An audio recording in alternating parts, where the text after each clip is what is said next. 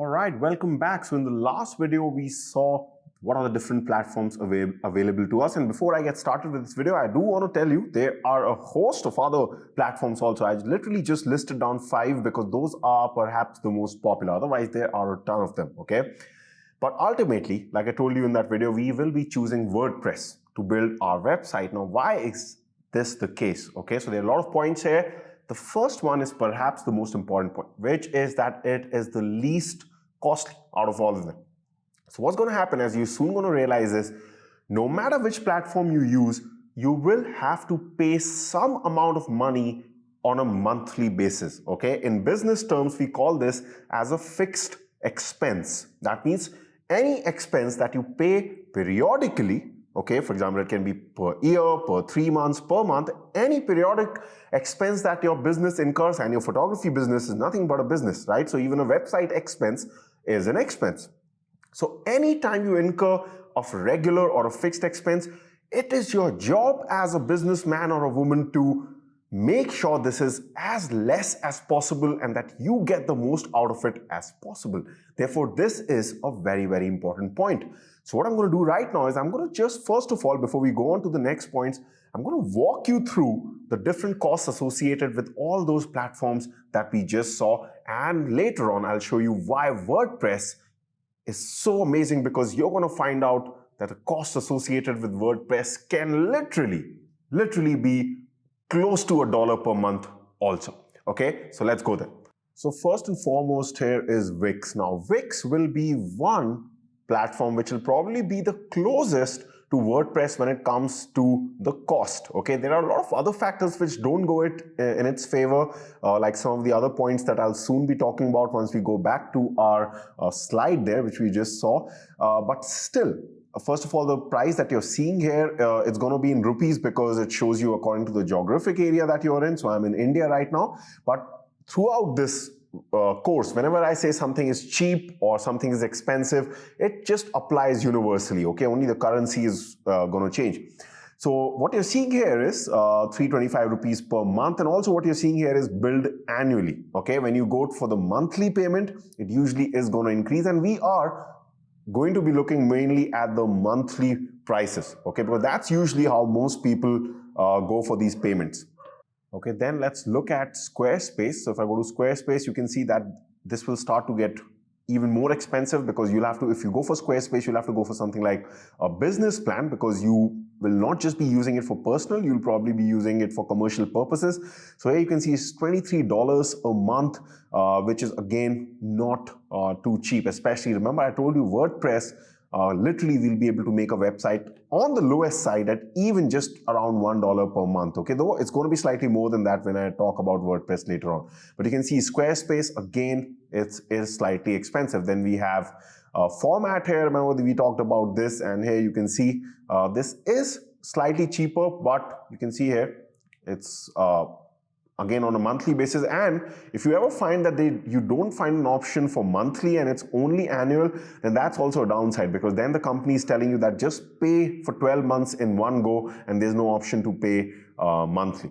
Okay, so you can see this is not too expensive, but like I said, it'll still come out to be more expensive than WordPress. Okay, then we have Zenfolio, which if I just go to the Zenfolio pricing page, you can again see that this also, let's say we'll consider this one, Portfolio Plus, because they have different plans and they have more features as you pay more, but it's roughly going to still be around $10 to $15 a month. Okay, but let me show you what happens when you go to WordPress.org.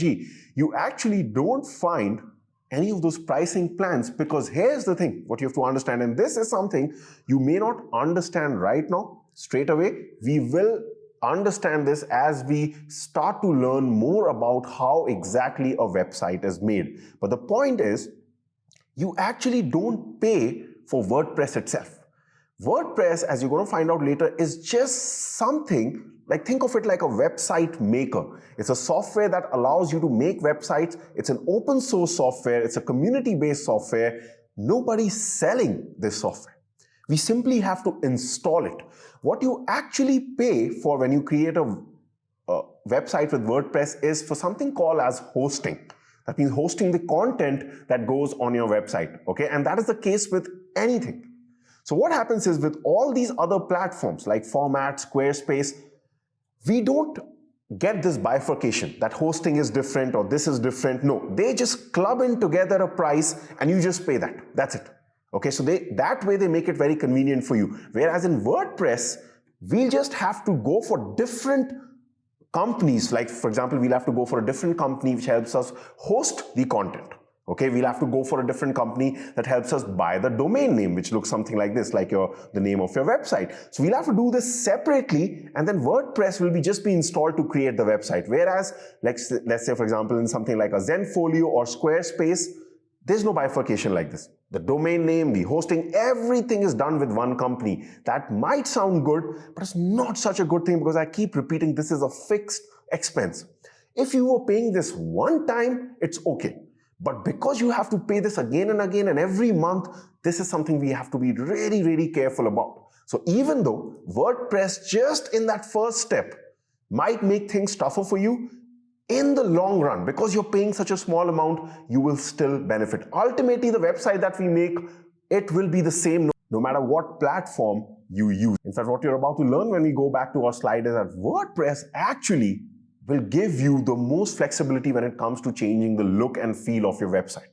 Okay, not these other options. So first of all, now let's just quickly get back to our slide. Right, so this brings us to our next point. So the first point was it's going to be super cheap, and how cheap is it exactly? We'll come to know that when we actually start building our website. Okay, it's most customizable. So like I just said, WordPress is very flexible. You can change the look of your website. You literally have countless themes. So theme is something we'll be using a lot. This word called theme just means the look of your website.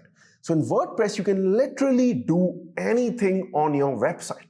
Okay, it's very customizable. You need any sort of functionality on your website, you can do it via WordPress. It may not be true for the other platforms that we just saw. Okay, because they are separate companies, they're not handled by a community, so you are restricted only to the functions that those companies offer.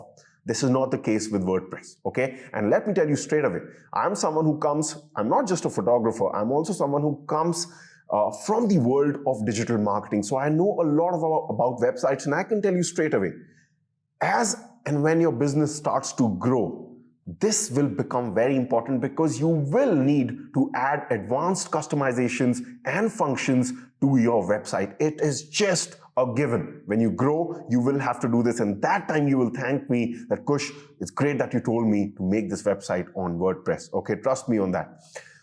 Very easy for scaling a website. So similar to this, when you grow your business, a lot of things are going to be needed. Like you will need to scale your website. By that we mean maybe the traffic on your website increases. Maybe you become really popular amongst your circle. Now, even with that increased traffic demand, you need to load your website in a quick manner. Everything still has to work in a proper way, no matter how popular or big your website or your business grows. That's where WordPress shines. It is just meant for professional websites, okay? Again, this may not be the case for those other third-party platforms, okay? There might be some restrictions on the amount of traffic or the growth that they will allow you to have on those platforms, or you'll just have to pay even a lot with already increased costs that we just saw. Fourth point, it has a great support community because, like I told you, 80 to 90% of the websites out there, not just photography websites, almost any type of websites are made using WordPress. Therefore, if you face any problem, you can simply go on to Google, type about the problem that you're facing, and you soon become very good at handling these little problems on your website. You don't have to always contact a freelancer or someone like that and spend more money. But whereas on these other platforms, because they are third-party platforms, private companies which are not too popular, they don't have that much volume of people working with them, they don't have such a great support community. So you can't always Google your way out of trouble. Whereas WordPress, anything happens on your website, you write that error on Google and you will find a solution, okay? Finally, there's no third-party risk. Remember, that's why WordPress, because it's an open-based, community-based software, this is not going to go away. Okay, it's handled by a community which is never going to go away. Whereas with all these other third-party platforms, let's say, now I don't want to specifically name one of them because it might, portray a bad image about them, but I'm just saying for an example's sake. Let's say tomorrow Squarespace decide, they go into a loss and they just decide to shut their company. with that, your website will also be gone. Okay? Because that's the problem with giving your content to these third-party companies. Okay? Whereas with WordPress, till your lifetime, nothing is going to happen to WordPress. Okay? It's there. Once you set up your website, you have no risk of losing that website. So these are the points because of which I chose WordPress, the most important one being it's going to be the friendliest out of all on your pocket. All right, so I hope that you understood why WordPress is good. I'll see you in the next video. We will start to dive into the anatomy of a website and start to understand how a website actually is made.